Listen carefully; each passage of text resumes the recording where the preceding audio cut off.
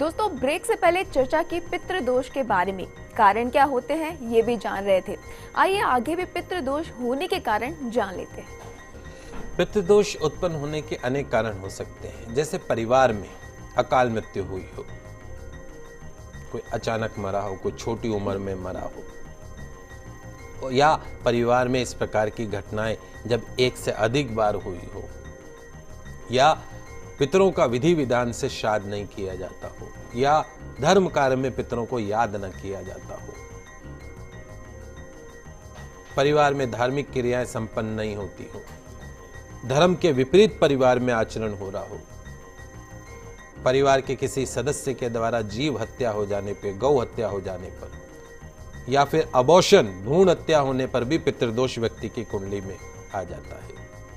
Fashion बना लिया है, लड़का नहीं हो रहा है, लड़की आ रही, टेस्ट कराया और अबॉर्शन करवा लिए। एक नहीं 5-5 अबॉर्शन करवा लिए। वो अबॉर्शन भी जो है वो भी पितृदोष का मुख्य कारण बनता है। तो कुंडली में 9वें भाव में सूर्य और राहु स्थिति के साथ प्रकट हो जाता है वो पितृदोष। तो हिंदू शास्त्रों में देव पूजन से पूर्व पितरों की पूजा करनी चाहिए, जैसा मैंने आपको बताया, क्योंकि देव कार्यों से भी अधिक पितृ कार्यों को महत्व दिया गया है। देवताओं को मत पूजो, पितरों को पूज लो। इसलिए देवों को प्रसन्न करने से पहले अपने पितरों को तृप्त कीजिए, प्रसन्न कीजिए। पितृ कार्यों के लिए सबसे उत्तम जो पितृपक्ष अर्थात आश्विन मास का जो कृष्ण पक्ष है उसको समझा जाता है। तो उस आने वाले आश्विन मास में अगले कुछ दिनों में शुरू हो रहा है, उसका फायदा उठाइएगा। जी पंडित जी, आखिर में पितृदोष शांति के उपाय भी आपसे जानना चाहेंगे। आश्विन मास के कृष्ण पक्ष में जो अब शुरू होने वाला है उसमें पूर्वजों की जो मृत्यु तिथि होती है उसके अनुसार तिल, कुशा, पुष्प, अक्षत, शुद्ध जल या गंगा जल सहित उनका पूजन करना चाहिए, पिंडदान करना चाहिए। तर्पण आदि करने के पश्चात में ब्राह्मणों को अपने सामर्थ्य के अनुसार भोजन, फल, वस्त्र, दक्षिणा इत्यादि दान करने से पितृदोष शांत होता है। तर्पण अवश्य कीजिए, धूप कर्म अवश्य कीजिए। श्राद्ध पक्ष में पूरे श्राद्ध पक्ष के जो 16 दिन है, 15 दिन तो श्राद्ध पक्ष के और एक पूर्णिमा का तिथि, पीपल के वृक्ष की पूजा करने से भी पितृदोष की शांति होती है। और इस बार तो बहुत ही अच्छा संयोग बनेगा। जो अमावस्या आएगी, सर्वपितृ अमावस्या आएगी, वो सर्वपितृ अमावस्या सोमवार के दिन होने के कारण सोमवती अमावस्या के नाम से उसको जाना जाएगा। तो सोमवती अमावस्या को दूध की खीर बनाकर पितरों को अर्पण करने से भी दोष से मुक्ति मिलती है। या प्रत्येक अमावस्या को एक ब्राह्मण को भोजन कराना और दक्षिणा भेंट करना, वस्त्र भेंट करने से भी पितृदोष कम होता है।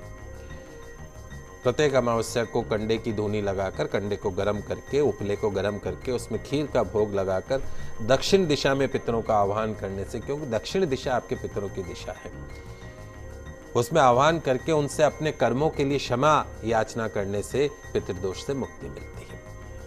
अमावस्या के दिन अपने पूर्वजों के नाम पर मंदिर में दूध, चीनी, श्वेत वस्त्र, दक्षिणा आदि देने से भी पितृदोष की मुक्ति मिलती है। पूरे 16 दिन पीपल की 108 परिक्रमा निरंतर 108 दिन तक करिए। पितृदोष, अकाल मृत्यु का भय सब खत्म हो जाएगा। श्रीमद् भागवत का पाठ करें या श्रवण करें, इससे पितृदोष समाप्त हो जाता है और पितरों का आशीर्वाद प्राप्त होता है। और जो मुक्ति के लिए तड़प रहे हैं वो पितृ मुक्त हो जाते हैं। आप कौन हैं? आप उन्हीं का तो एक अंश है, आपके पितरों का ही तो एक अंश हैं आप। आपके पितृ सुखी होंगे तो आप भी सुखी होंगे। कुल देवता या देवी का नियमित पूजन करें। पूछे आपके कुल देवता कौन है या कुल देवी कौन है, तो पता नहीं महाराज हमको, तो गुरुजी हमको मालूम ही नहीं है कि हमारे कुल देवता कौन है। भगवान से कभी मिलने का मौका मिलता ही नहीं है, आपको बहुत बिजी रहते हैं।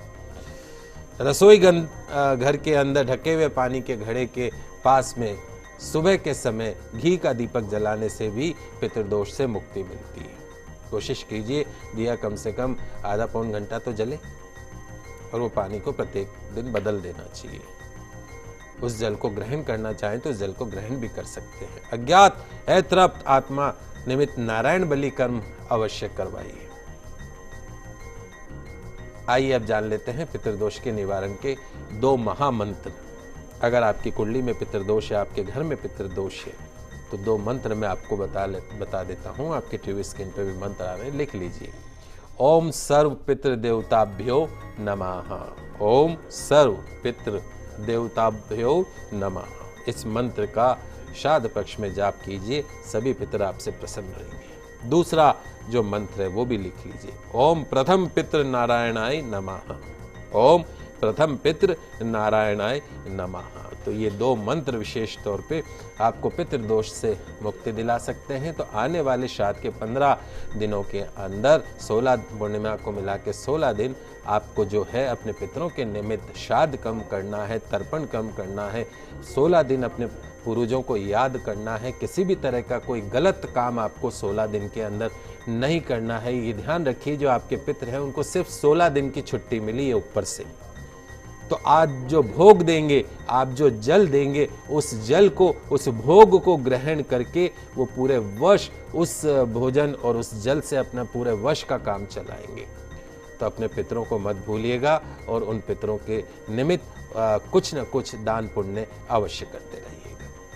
तो उम्मीद है आपने बहुत कुछ जाना होगा आज। पंडित जी, हमारे स्टूडियो में आने के लिए और दर्शकों को इतनी सारी जानकारी देने को आपका बहुत बहुत शुक्रिया। आप सभी का आज का दिन मंगलमय हो, शुभ हो। जय श्री कृष्णा, जय माता की, जय श्री।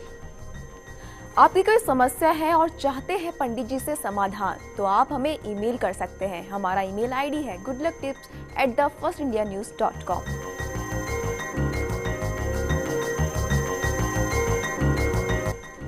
सोमवार को आपसे फिर मिलेंगे, तब तक के लिए खुश रहिए और अपना ख्याल रखिए। नमस्कार।